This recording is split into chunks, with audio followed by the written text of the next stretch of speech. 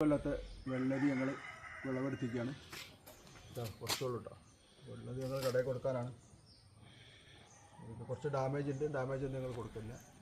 അത് കാരണം ഞാൻ കൂടി ഉണ്ടാക്കിയത്. എൻ്റെ പോസ്റ്റ് കണ്ട് ഇഷ്ടപ്പെട്ട ലൈക്ക് ചെയ്യുക, ഷെയർ ചെയ്യുക, കമൻറ്റ് ചെയ്യുക. അങ്ങനെ ഞങ്ങളെ ഈ കൊല്ലത്തെ വെള്ളരി പറിക്കാൻ പോകട്ടെ. ആദ്യത്തെ വെള്ളരിയാണ്. അപ്പോൾ ചെറിയൊരു ഓർഡർ ഉണ്ട്. അപ്പോൾ അത് വളരെ വിലകളൊന്നും ഞങ്ങളോട് പറഞ്ഞിട്ടില്ല. പക്ഷെ ഞങ്ങൾ കുറച്ചൊന്ന് പറിക്കുകയാണ്. അപ്പോൾ ആദ്യത്തെ വെള്ളരി പറിക്കാൻ ഇതിൽ ഒന്നുണ്ട്. കണ്ട, അടിപൊളി വെള്ളരിയാണ്. ഇനി ഡാമേജ് വെള്ളരികളൊന്നും ഞങ്ങൾ മാർക്കറ്റിൽ കൊടുക്കില്ല. അത് ഞങ്ങളെ ആവശ്യത്തിനാണ് ഞങ്ങൾ ആ വെള്ളരി എടുക്കുന്നത്.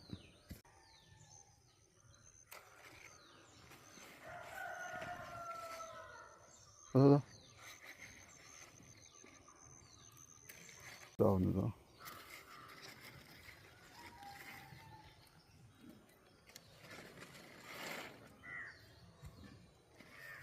അറിയില്ല. അതിൽ ഞങ്ങളൊരു 3 വെള്ളരി അങ്ങ് പറിക്കുന്നുണ്ട്. ഇതൊക്കെ വളരെ വളരെ സന്തോഷകരമായിട്ടൊരു കേസാണ്. ഈ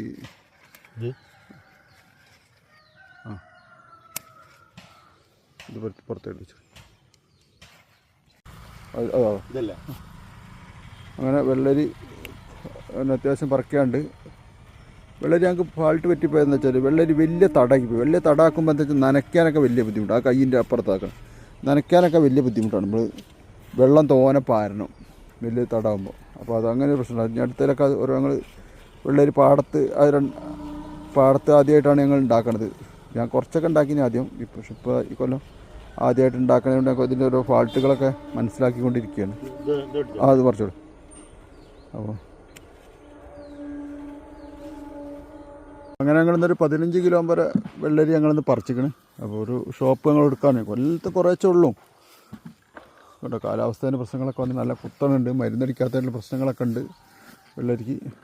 അപ്പോൾ ഇതൊരു സന്തോഷമായിട്ടുള്ള കാര്യങ്ങളാണ്. നമ്മൾ ഉണ്ടാക്കിയിട്ടൊരു വിളവ് പറിച്ചെടുക്കുക എന്നുള്ളതൊക്കെ.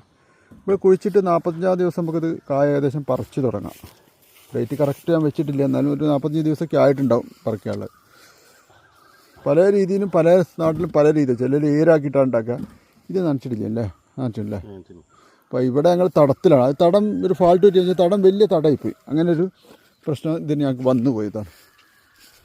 അപ്പോൾ കുറച്ചുള്ള കുത്തുള്ളതൊന്നും ഞങ്ങൾ അങ്ങനെ മാർക്കറ്റിൽ കൊടുക്കില്ല. കുത്തുള്ളതൊക്കെ ഞങ്ങൾ തന്നെ ഞങ്ങളെ ആവശ്യത്തിന് എടുക്കുകയാണ് ചെയ്യണത്.